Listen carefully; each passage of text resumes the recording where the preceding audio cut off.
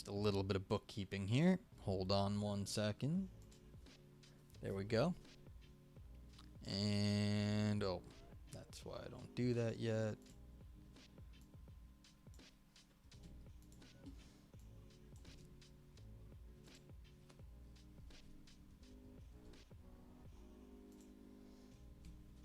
How are we looking? Okay. Maybe I'll even, you know what? Maybe I'll even update the, oopsie, what'd I just do?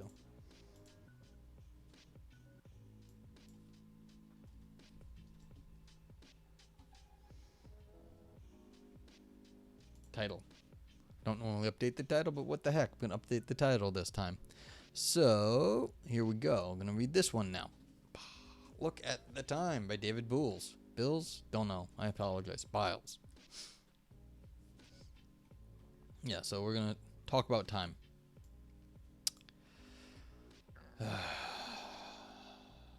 Metaphysicians disagree about the temporal ontology of the universe.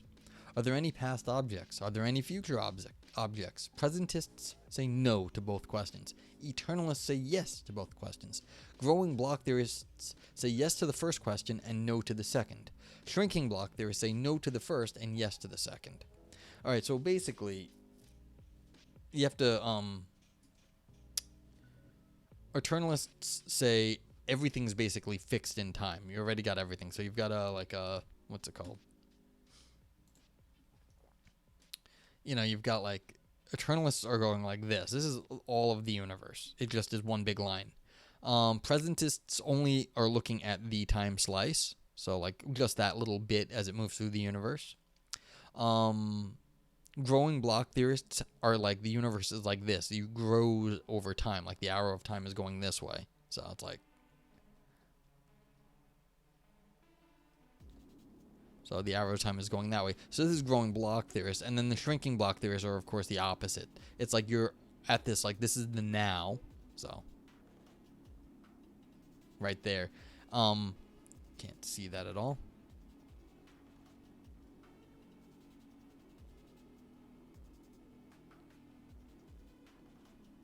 And then shrinking blocks are like, it's like this. So you've got the whole, the universe is there, and we're like perceiving it as time is going through, I guess is how I might think of that. But like it's disappearing once time once we get past it, it disappears. All right, it's not that important, but take it off. If you have any questions about the different time theories, let me know. Okay, how are we to decide between these views? It seems like the only way to decide between them is to engage in the complex metaphysical arguments that proponents of these views have put forward, perhaps with an eye toward the latest finding in theoretical physics. In other work, I have argued that this tempting thought is mistaken. Straightforward observational evidence can be brought to bear on the debate between presentism and eternalism with no fancy physics required. My goal in this paper is to extend these results by showing that ordinary observational evidence can be brought to bear on the debate between growing block theorists, shrinking block theorists, and eternalists. In fact, as we will see later, one way we can empirically test these views is just by looking at the time. What the heck does it mean looking at the time? There is no looking at the time. I don't see any time. I see clocks. Does the author mean looking at a clock? Because I can't see time. I see my webcam. I see computer screen, multiple computer screens, but I don't see time.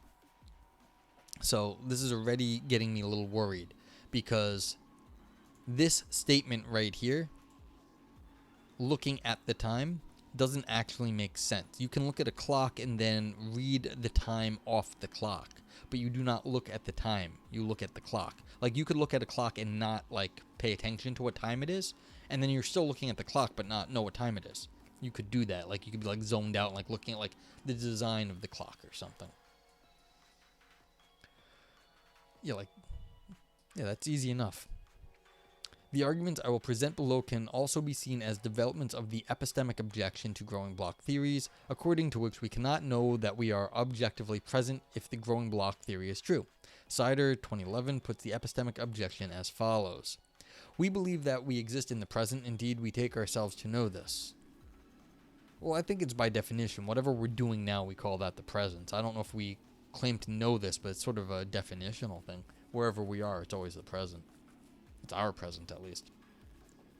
But given the growing block theory, there are ever so many people with similar evidence to our own who also think that they are in the present but are wrong.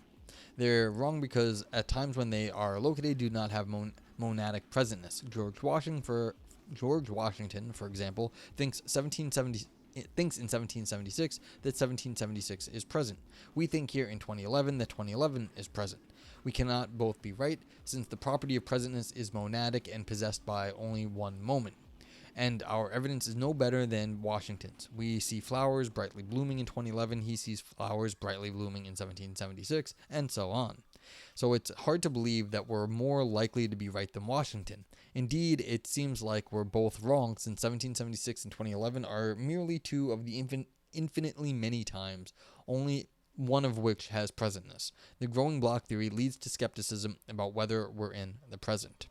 Okay, and so recall, the growing block theory of time is this one. Growing block theory is the one that goes like this. Like, the past is over here, and, like, it's this block, and it's ever growing, and, like, this is always now. Okay, so, and as time progresses, like, as time goes, progresses, the past is real, like, it's fixed, like, there's a block, so, like, there's a fixed spot in the past that exists because basically it's right there, like, it's still there. And so the idea is that George Washington, like, exists, like, over here. And so when he says it's present, he's saying it here, and it does really exist because the growing block theory is it's real for George Washington there, and it does exist. Now we're in the now, we're saying the same thing, and that's the problem. We don't know that so as far as the theory of time goes, George Washington still exists, and when he says it's present now, he's still, like, in some sense right for his time for all the reasons, but of course he's not right. But then when we say that, we're just as we have no difference between us and dead people like George Washington. Yeah, so the fact that we can be certain that we live on the edge of the growing block or shrinking block can be utilized as a premise in an argument that shows the growing block theory, the shrinking block theory, and eternalism all make different observational predictions. These observational predictions can be tested to yield ordinary empirical evidence for these different theories of temporal ontology. All right, let's see how you can actually get some evidence out of these theories. That's pretty unusual, so it could be interesting. Suppose you are in a universe that will only exist for a finite amount of time. Well, that's interesting already, this, like, premise. How do you know it's going to exist for a finite amount of time? We don't know when our universe is going to end, if it will, if, like, we ever get to a big crunch, but it's a big physical assumption.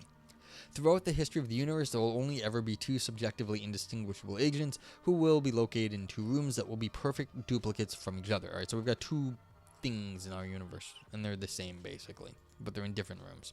One of the conscious agents will live a life that is located earlier in time than the other. In order to distinguish the rooms, suppose that the earlier room will have a 1 written on the outside of the room, and the later room will have a 2 written on the outside. Both agents will know all of these facts. Okay, so we got two people, one living after the other in two different rooms. Because you know all these facts, you know that you are located in one of these rooms, but you don't know which. In other words, you have a kind of self-locating or décès ignorance. For all you know, you might be in the earlier number 1 room, or you might be in the later number 2 room. Okay. The crucial question we will be asking is the following. How confident should you be that you will observe a 1 if you walk outside of your room? Let us first consider this question under the supposition of eternalism. If eternalism is true, the world is a 4-dimensional block which contains two equally real, subjective, indistinguishable agents. On this kind of ontology, it seems clear that you should assign the following credences. Credence 1, I'm in the 1 room for eternalist is a half. Credence 2, I am in the 2 room for eternalist is half again. So yeah, like, eternalism just says everything's basically fixed, everything's real already, and so It's basically normal. You have a 50-50% chance of being in either of those rooms. Okay, continuing. After all, you're certain that both agents are equally real, and you're certain that they are subjectively indistinguishable. Since you have no reason to privilege one room over the other, it would be completely arbitrary to assign any other credence. In fact, these 50-50 credences can be derived from a widely accepted version of the principle of indifference that is discussed in the literature on self-locating belief. Roughly speaking, this principle of indifference states that in any given possible world, your credence should be divided evenly among the agents that are subjectively indistinguishable from yourself. Yeah, so basically, if you don't know if you really don't know what's going on, just give everything an equal probability. Like, that's the definition of what it means to not know what's going on, is that everything is equally probable to you. That is a little bit contentious, but it's a sort of widely accepted rule of thumb that, if you have no idea what's going to happen, just give everything like equal probability. But it's still a heuristic. I've got problems with probability, but that's just me at the moment. Next, let's consider our question under the supposition of the growing block theory. On the growing block theory, our question crucially turns on how much the block has grown. What? What? Are you kidding me? That just means you're later in time, the block has grown. That doesn't mean anything. That just means it's later in time. The block grows with time. It grows with, is it later or not later? That is the only thing that growing block means. Okay. Let growing block early be the hypothesis that only the one room exists because the edge of the growing block has yet to reach the two room. Yes, so it's not later in time. Let growing block late be the hypothesis that both rooms exist because the edge of the growing block has passed both rooms.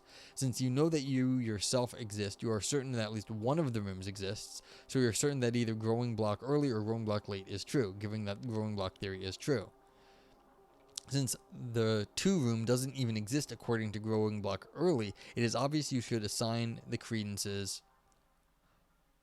Credence 1, I'm in the one room, growing block early 1. And credence 2, I'm in the growing block 2 room, growing block 2. If you're in the if you're in the other one, then you have to assign that clearly the other one doesn't exist yet, and so you have to assign yourself the early room.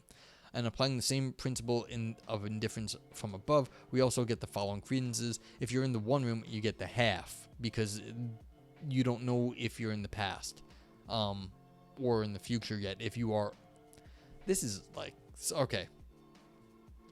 Epistemic, I'm not sure I buy any of this. This is a little bit weird, because what are we talking about? Credences here. It doesn't exist according to growing block early. What kind of existence is this? It's existing in your head. This is a belief. You're not talking about the world at this moment, because you're talking about the credences, but the credences actually are talking about where you believe you are. And where you believe you are does not actually apply to the real world. Where you think you are is in your head. So this is... okay, I'll explain this a little bit more. Let's see what the author has to say. Okay, so... okay, now what should your credence be in growing block early? For our purposes, all we will need is it to be rational to have a non-zero credence in growing block early. Yeah, you could easily be in the room number 1. This seems perfectly reasonable. After all, the hypothesis that the edge of the growing block is somewhere between the earlier and later rooms is a hypothesis that is perfectly compatible with your evidence. In fact, given the edge of the block could be at any time after the existence of the first room, a natural credence to give growing block early is the temporal distance between the two rooms divided by the temporal distance between the first room and the end of time. In any case, if we let G be the credence of growing block early, where G is greater than 0, we have that credence you're in the early situation, and that means you're in the first room. Then you do this math, and you have 1 plus the amount of time it takes before the second room appears. That's basically what it is. And so you've got this G factor. And so either you are in the first room and then you have a little bit of time later, or in the second room you take away the time. It's a little bit different, but you have less time to be in the second room because it happened after the first room, and the first room still exists. Okay. So basically, I could actually draw that. So basically, it's not GW anymore. This is like this is room number 1, and this is room number 2, like over here, say. So not George Washington, but room 1 and 2. So, and this is the time between them. And so if the universe is going to end, say, like there, you have this amount of time to be in room 1, and only this amount of time to be in room 2. And this is the difference between the two. And so you have that much more likelihood to be in 1. But yeah, that's what the author is saying right here. I don't buy this at all, which is funny. I usually can kind of buy this, but this is what a growing block theory would say. Because, look, again, if you're talking about where you are in the real world, yes, you could say this is what it's like. You have this amount of time in the real world. But again, what you have in your head has nothing to do with where you are in the real world. So it's a matter of perspective. Where you believe you are, you could believe yourself in either of them.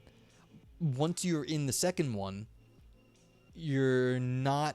Once you are talking about what's in your head, it doesn't matter what the actual time is, because it's not the real world. This is your beliefs. So I think the target of this mathematics right here is the real world, but what you're talking about is the your beliefs, which are not the real world.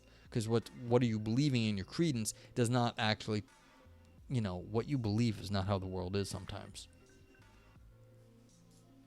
Okay, continuing. Let us finally consider our question under the supposition of a shrinking block theory. In this case, the very same issue can arise from the growing block case. Let the shrinking is just be the reverse of the growing block case. Let the shrinking block's late be the hypothesis that the edge of the shrinking block is strictly between the two rooms, and let the shrinking block be the hypothesis that the edge of the shrinking block is earlier than the earliest room. Again, it is obvious that you should assign the following credences: that you're in room 1, late is 0, and you're in room 2 is the 1, because you're saying that the edge of time has already moved past the shrinking the first room. And so you apply your restricted principle of indifference. You don't know, it's a half and half, and then the shrinking block time is the subtraction of the time. So basically what you're doing is, in that amount of time where it's in between the rooms, you are talking about that distance, which they're calling S right here, the shrinking block. Okay, so that's the exact same thing that I was just talking about here in the picture, but now you're talking about the time between the rooms. Yeah, so here and here. Oopsie, what'd I just do? Hit a button I wasn't supposed to hit. Here and here, and this is the time between it. So this barrier here, that amount of time in the world is now, what would you say if it was in there? And you have to say, well, in that case, I could only be in one room, and you can only be in that room by this amount, the amount of space S, which is that space in between the rooms. Okay. So, in that case, given the shrinking block theory, then it should be less than the shrinking block eternalism. So the credence that you believe you're in the early room in the shrinking block because you are more likely to only be in the late block is less than internalism, and then the less than you're in the earlier internalism is less than the growing block, because that is, you're adding to that. You have more chance to be in the growing block universe because there's always more. So, of that, because it's always growing. Okay, so it's greater than 50% in the growing block theory because you always have more chance to be in the early room.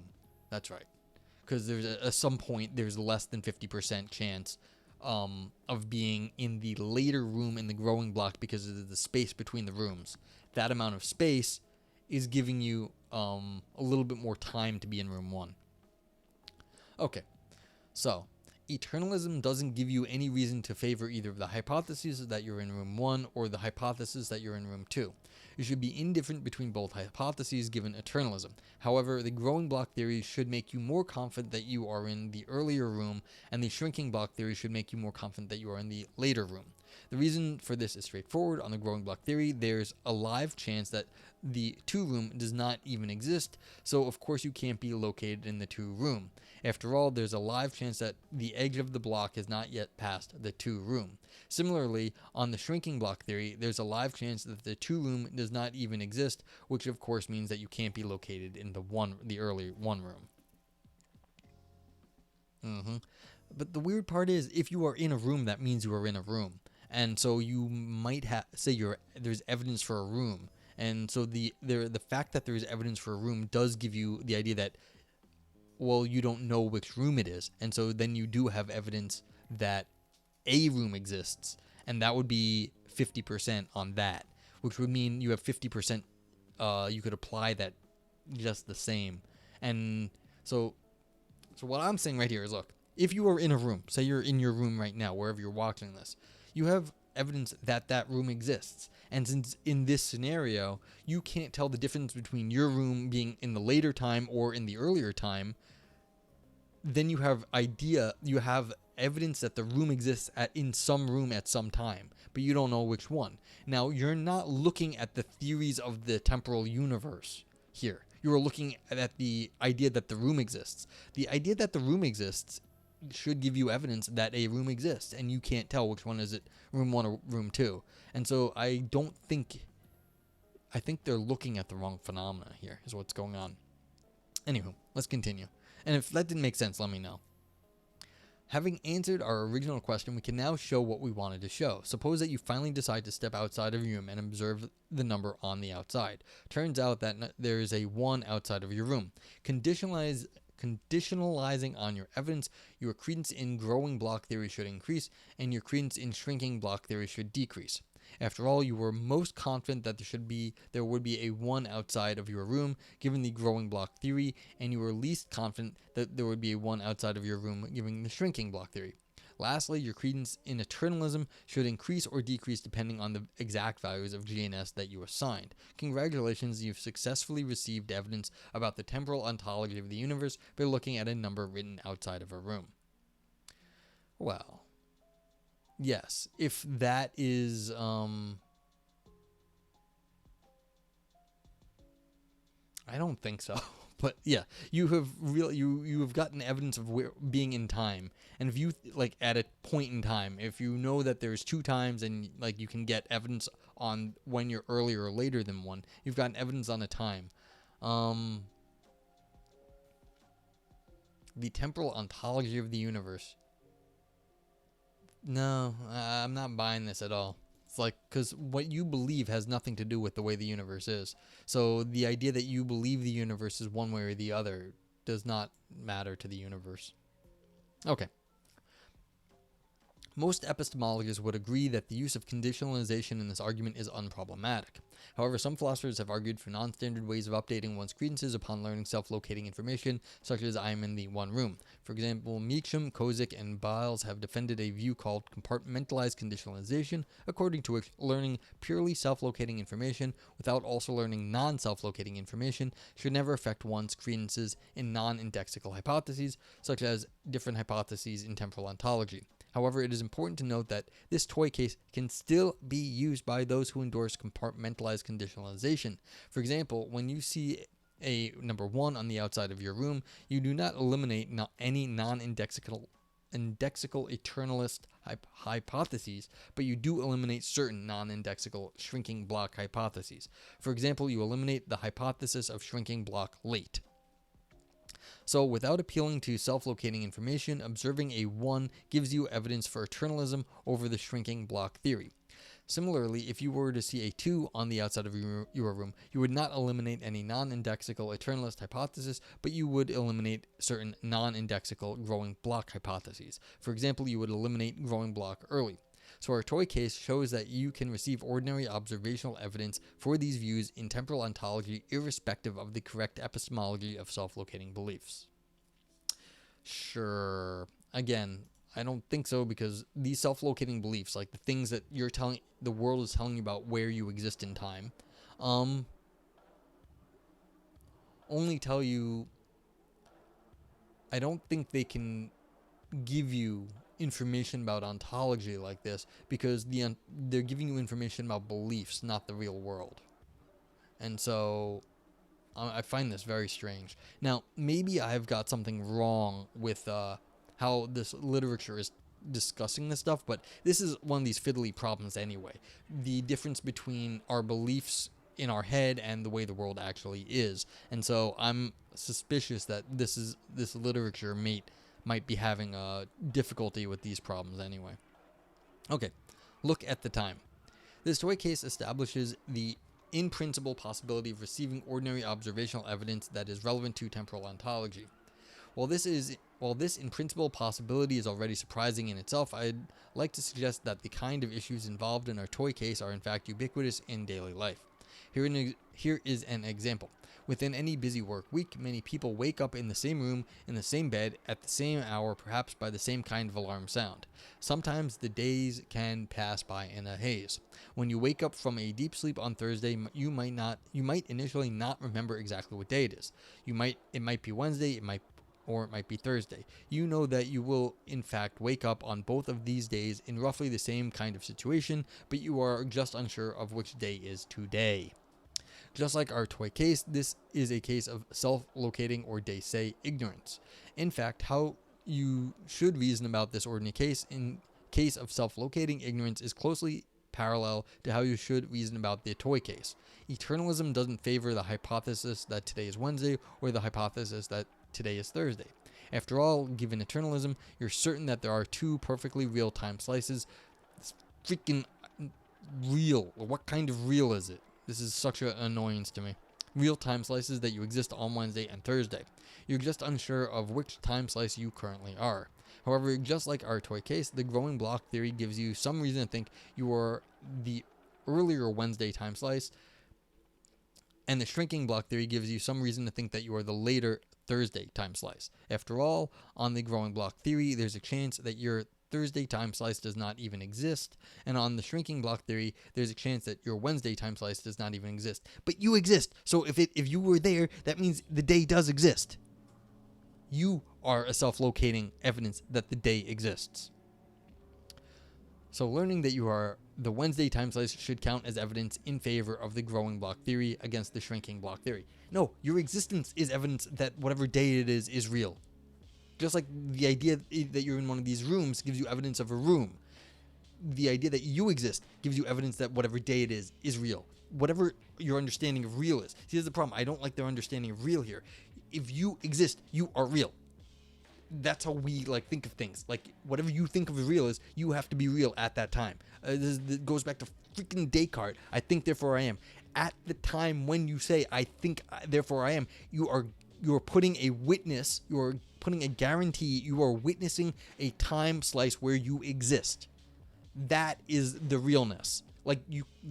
That's why people love I think, therefore I am. It's one of the things. It is so personal. It's like what you were doing right then is a thing that gives you an existence claim right there, which you did not think you were going to have. And so it does not matter that the growing block theory says you might not exist at a certain time, or it does not exist, because you are there and you are witnessing that day. That is the existence claim. Huh. Yeah, so now it's I feel like I should just throw Descartes at this. Did you not read your Descartes? Anywho, in general, there are cases in daily life where we lose track of the time. When we lose track of the time, we acquire a kind of day-say ignorance. We can entertain various live epistemic possibilities for what time it is, and we are unsure of which is correct. Eternalism doesn't favor any of these possibilities, but the growing block theory should make us biased towards earlier possibilities. The shrinking block theory should make us biased towards later possibilities. So, in general, when we lose track of time, we are in position to gather evidence about the temporal ontology of the universe. All we have to do is look at the time. You know what's funny about this is we can look at the passing time. Does time passing mean anything for this? I feel like would show something in this story here. I'd have to think more carefully about it. So that you can find out the day today is something, but the fact that time passes might actually have something to do with these arguments too. Anywho, conclusion. Let's finish this up quickly. We only got 2 more paragraphs basically. I have described certain situations in which it is possible to gather straightforward observational evidence about the temporal ontology of the universe. Furthermore, I have suggested that these situations might be ubiquitous.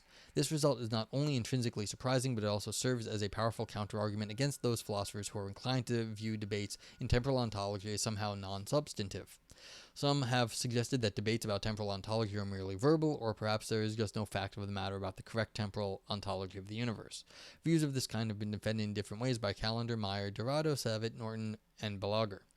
However, if different views in temporal ontology make different observational predictions, then it seems that even the most hardcore logical positivist should think that the debates about temporal ontology are substantive.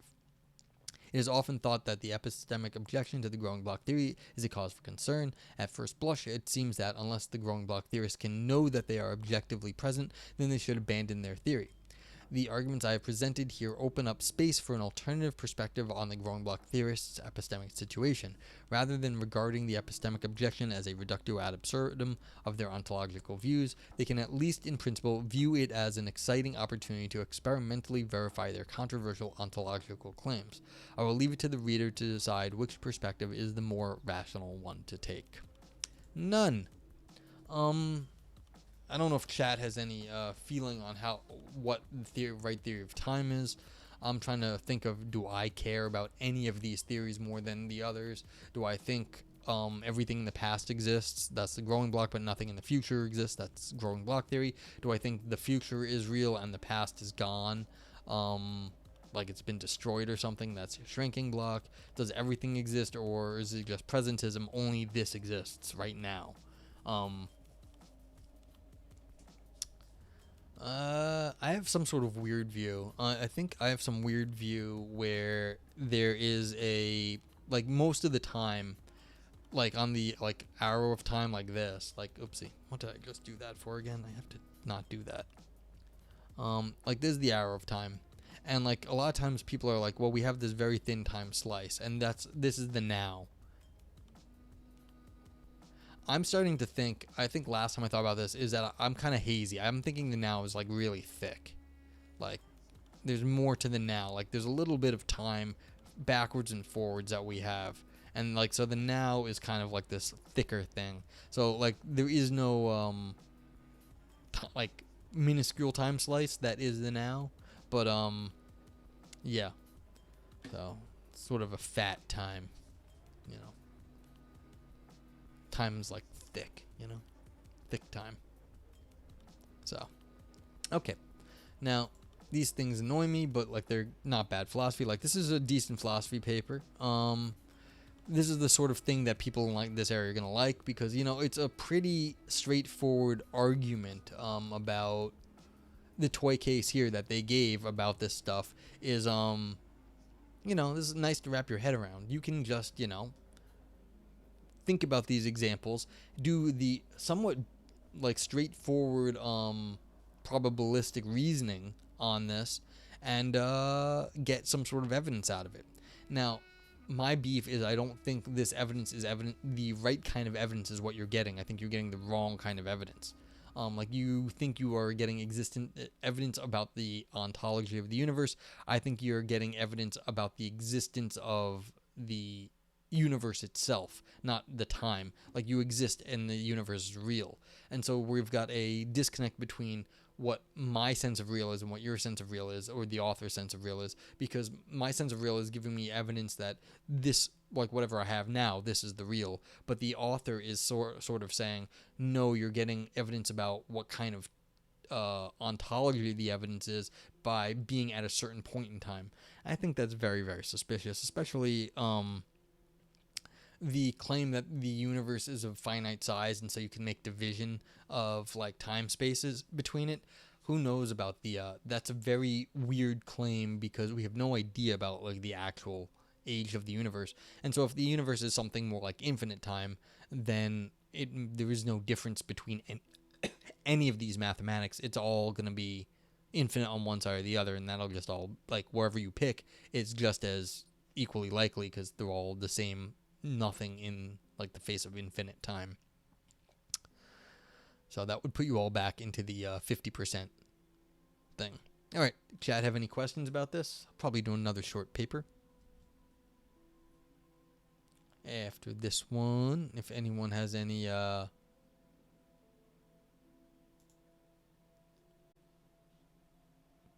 suggestions, please let me know.